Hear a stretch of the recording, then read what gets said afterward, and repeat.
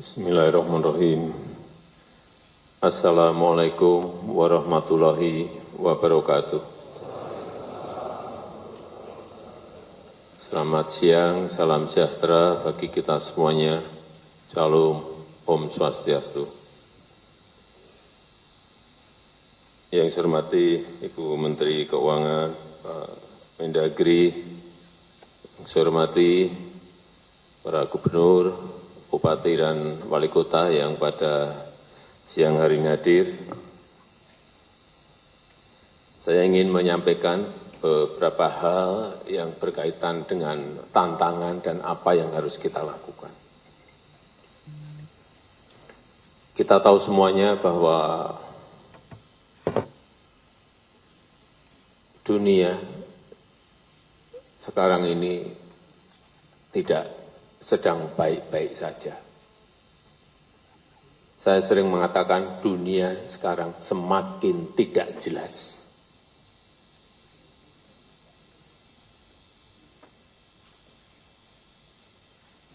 Ketidakpastian ekonomi global yang sulit dihitung. Bu Menteri Keuangan ini jam terbangnya sudah sampai kemana-mana. Tetapi mengkalkulasi, menghitung situasi ekonomi global ini betul-betul sekali tidak gampang dan sering unpredictable.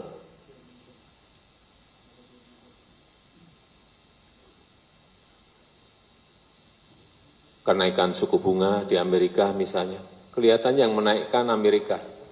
Tapi semua negara berkembang kena semuanya. Karena terjadi capital outflow, dolar semuanya ditarik kembali ke Amerika.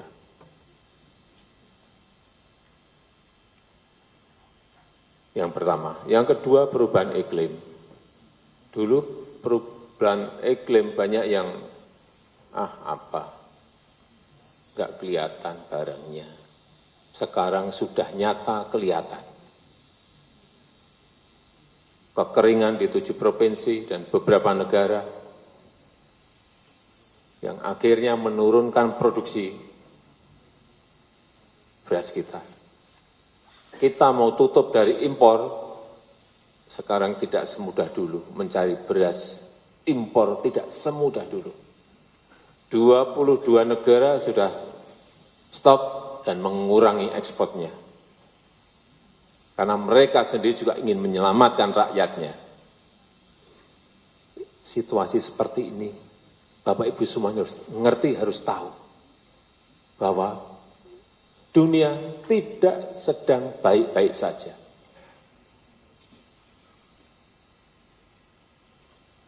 Saya berbicara dengan Perdana Menteri Narendra Modi, dia punya stok beras, tapi dia pakai sendiri untuk cadangan. Enggak berani melepas. Saya sudah bicara, enggak berani melepas. Yang dekat-dekat Vietnam, Kamboja, Thailand yang biasanya mau nyodor-nyodorkan, enggak sama. Bisa, tetapi sangat terbatas. Inilah situasinya.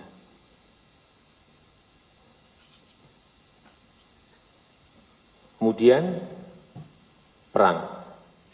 Kita sudah pusing dengan yang namanya perang di Ukraina. Belum rampung. Belum jelas kapan selesai. Tambah lagi perang Hamas Israel. Kelihatannya Ukraina jauh. Apa sih dampaknya ke Indonesia? Hati-hati. Waktu saya bertemu saat itu, tahun lalu bertemu dengan Presiden Zelensky, saya bicara 2,5 jam. Beliau menyampaikan, stok gandum di Ukraina 77 juta ton berhenti. 77 juta ton berhenti. Saya pindah ketemu Presiden Putin, 3 jam, cerita lagi, 130 juta ton gandum berhenti di Rusia. Artinya, 2 negara saja 207 juta ton pangan berhenti di sana. Kita ini kan per tahun kan konsumsi kita 31 juta ton beras. Ini 207 juta ton berhenti di 2 negara itu. Akhirnya apa? Harga gandum naik tinggi sekali. Akhirnya banyak negara yang tidak bisa menjangkau harganya, kelaparan, kurang makan. Termasuk di Eropa, hati-hati terjadi.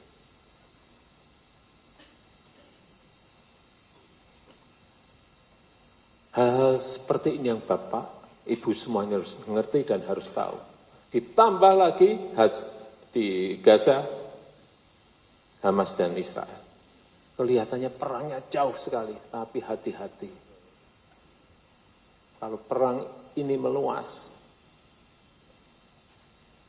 Hamas Israel ini meluas, melibatkan Hizbullah di Lebanon, melibatkan Syria, Houthi, melibatkan lagi misalnya Iran, semuanya masuk ingin saling bantu-membantu. Yang terjadi adalah kenaikan harga minyak. Ini yang mengakibatkan semua negara akan pusing. Tapi alhamdulillah sampai saat ini kenaikan Brent juga enggak begitu tinggi karena memang eskalasinya tidak meluas, masih di Gaza. Situasi seperti ini yang Bapak Ibu harus tahu, harus mengerti. Sehingga dalam bekerja itu, oh saya harus ke sini, mengerti. Kalau harga BBM naik, artinya apa? Inflasi akan naik. Inflasi naik, artinya harga barang-barang dan jasa juga akan naik. Larinya ke situ.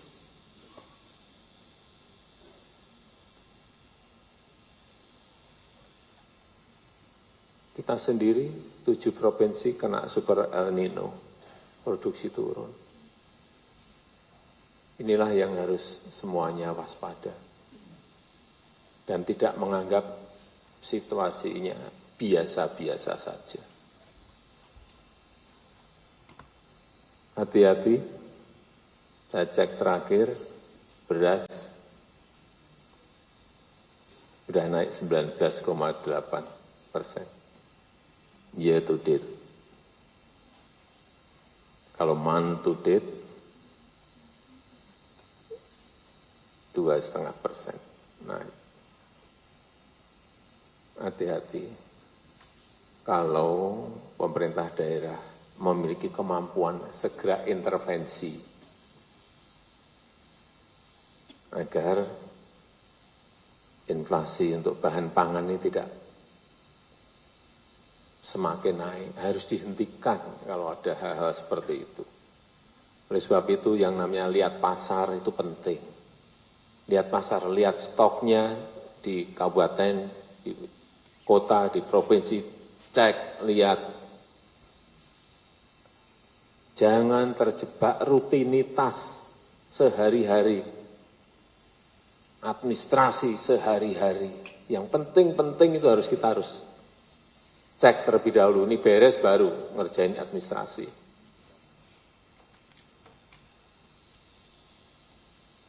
Memang di pasar ada yang naik, ada yang turun, tetapi urusan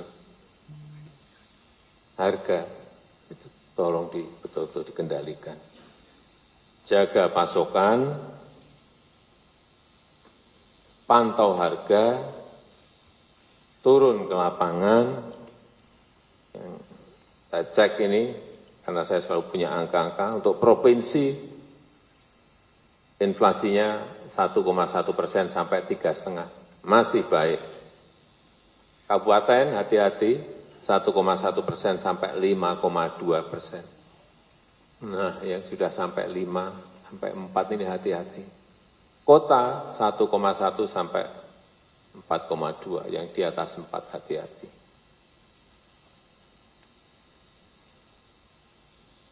Karena sebetulnya anggaran tak terduga itu bisa dipakai untuk mengatasi inflasi.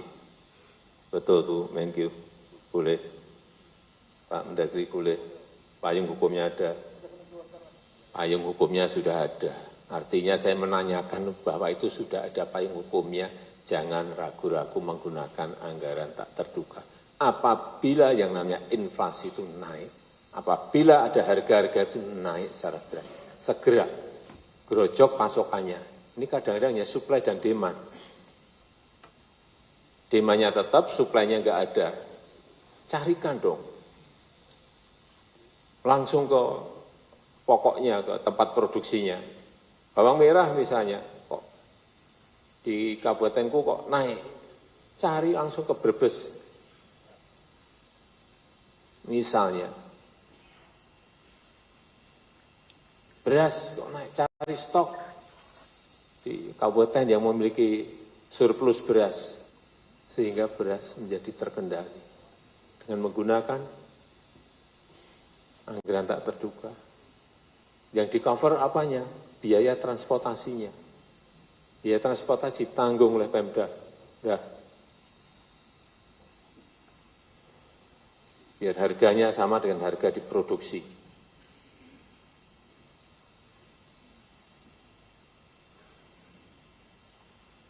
Kenapa saya berbicara seperti ini? Bapak Ibu semuanya saya tahu. Saya pilih karena Bapak Ibu semuanya berpengalaman di pemerintahan.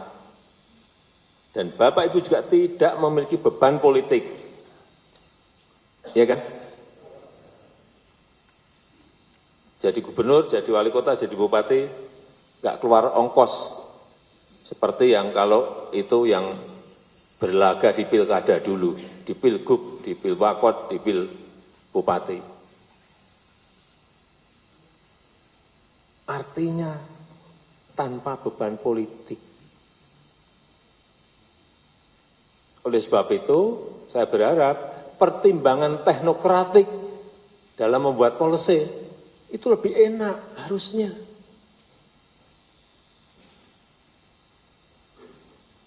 Harusnya. Buat terobosan policy harusnya lebih gampang. Harusnya.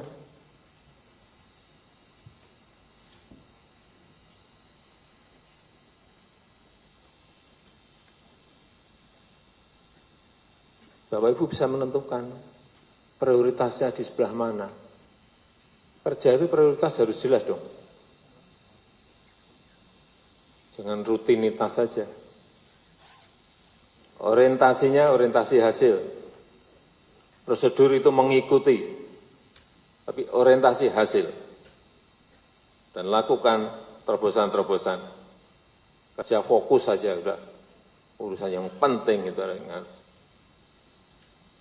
Tumbuhan ekonomi, inflasi, itu hal-hal penting yang pokok yang harus kita.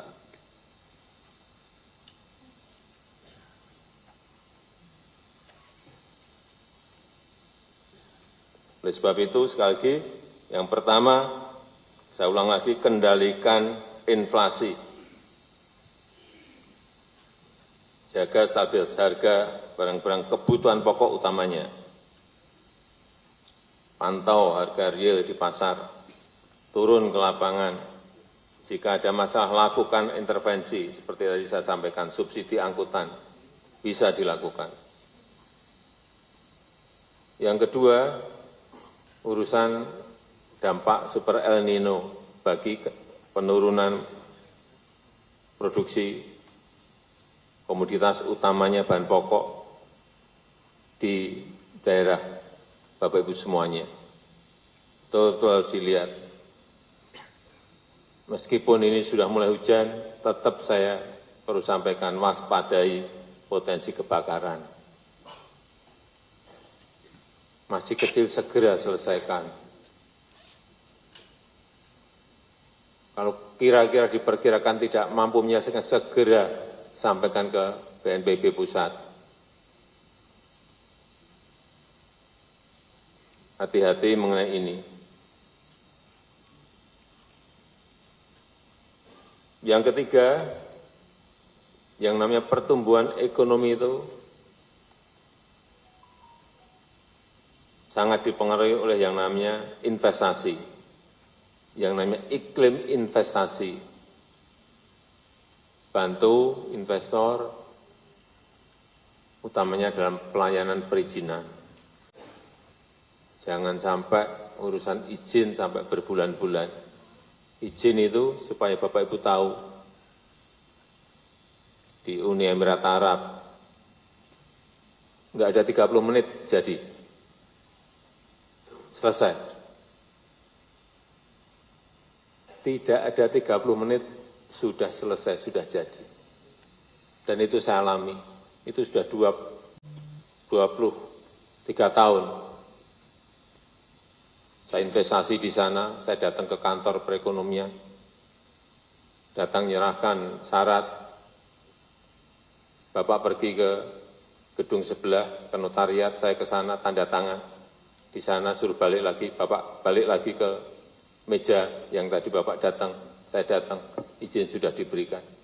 Saya bisa bangun pabrik, membuat kantor, membangun showroom, semuanya bisa, membangun gudang, semuanya bisa. Tidak ada 30 menit. Gimana kita mau bersaing kalau izin masih berbulan-bulan?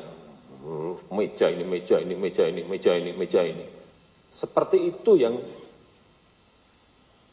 Bapak Gubernur, Bapak Ibu Gubernur, Bapak Ibu Bupati, Wali Kota selesaikan. Karena investasi itu rebutan, semua negara sekarang ini rebutan. Dalam rangka apa? Pertumbuhan ekonomi negaranya. Rebutan, nah, sudah masuk ke sini kok malah kita buat ruwet. Kita yang membuat mereka bisa balik badan. Sederhanakan prosedur, fasilitasi, jaga tata kelola. Jangan ada pungutan. Karena ini juga akan membuka lapangan kerja. Kenapa direbutkan semua negara? Karena investasi itu membuka lapangan kerja.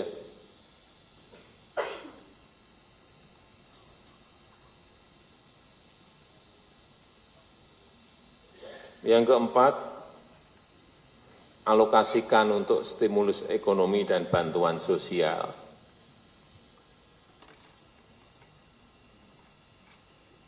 Kalau kondisi seperti ini, harga beras naik, Bapak Ibu semuanya keluarkan yang namanya bantuan sosial. Pasar murah. Seperti sekarang dilakukan oleh pemerintah pusat. Kalau ini pemerintah pusat memberikan bantuan 10 kilo beras per bulan. Sudah di April, Mei, Juni, tambah lagi September, Oktober, November. Dan kita putuskan lagi tambah Desember, sampai Desember 10 kilo 10. Pemerintah pusat memberikan itu.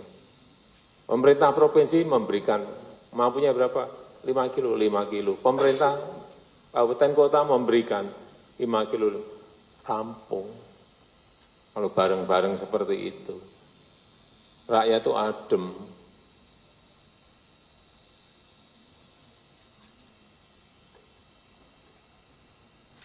Dan titip yang dibeli produk dalam negeri, utamanya UMKM kita.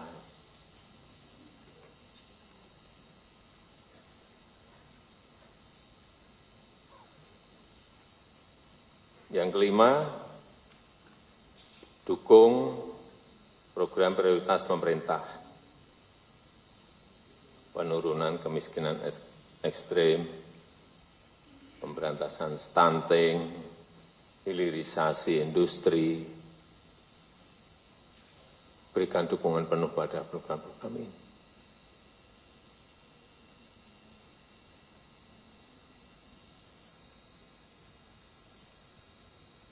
Yang terakhir, yang keenam, masuk ke tahun politik, pemilu. Saya minta Pak Gubernur, Bapak Ibu Bupati, Wali Kota, berikan dukungan pada tugas-tugas KPUD dan Bawaslu.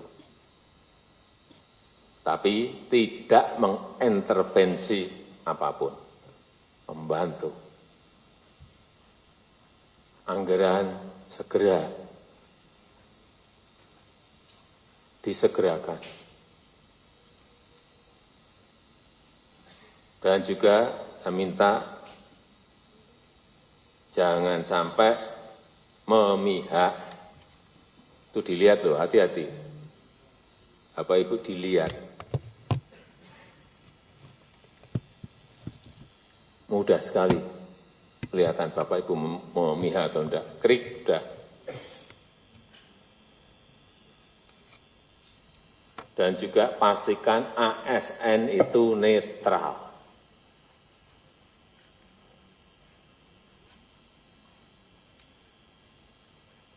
Yang terakhir, menjaga kerukunan di tingkat bawah. Segera selesaikan kalau ada persikan-persikan yang berkaitan dengan politik. Selesaikan dengan baik.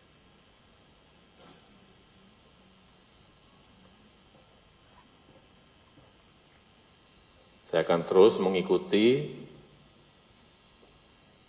kerja dan tugas Bapak Ibu semuanya. Jika ada masalah segera sampaikan ke Mendagri. Atau kalau kelas berat langsung ke saya. Sehingga kita bisa bantu. Tapi kalau urusan-urusan yang kira-kira bisa diselesaikan sendiri, nggak usah dikit-dikit ke Mendagri, dikit-dikit ke pusat. Selesaikan sendiri. Dan saya merasa Bapak Ibu semuanya mampu menyelesaikan itu.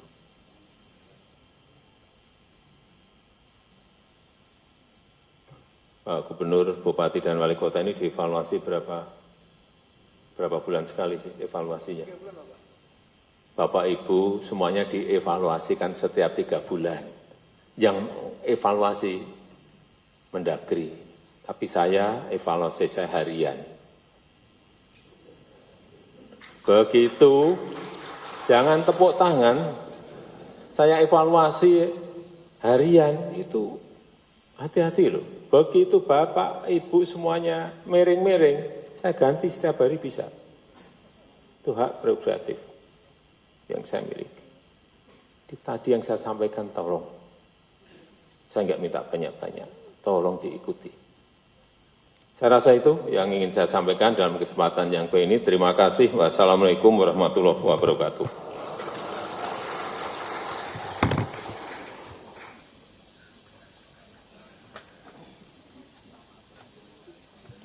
Bapak Ibu hadirin yang berbahagia, sebagai ungkapan rasa syukur kita kepada Tuhan Yang Maha Esa,